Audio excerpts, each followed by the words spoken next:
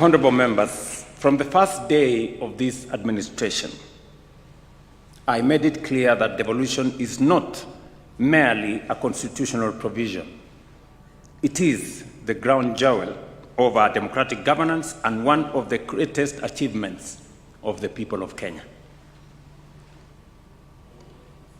Accordingly, this administration has treated devolution not as an obligation to be managed, but as a commitment to be strengthened.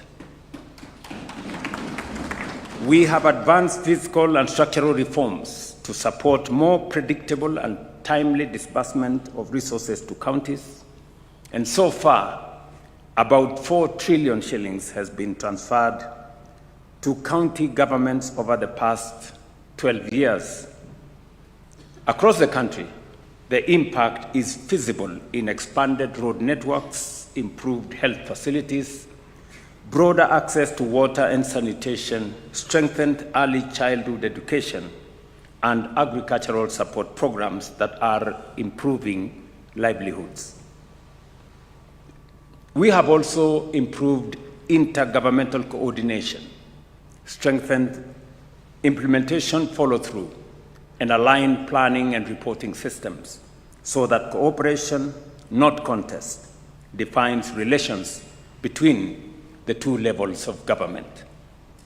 Most significantly, we have completed the delineation, unbundling, and gazettement of devolved functions, bringing clarity where ambiguity previously created duplication, delay, and institutional friction.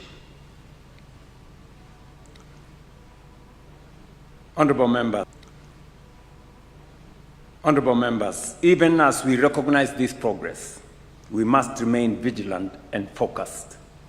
The full promise of devolution is not yet fully realized. The decisive factors before us now is disciplined, transparent, and results-oriented use of resources already entrusted to us. While resources are limited, what we have is sufficient to deliver meaningful change and impact when properly utilized and prioritized and efficiently deployed. The central question, therefore, is not how much we have, but how well we use it.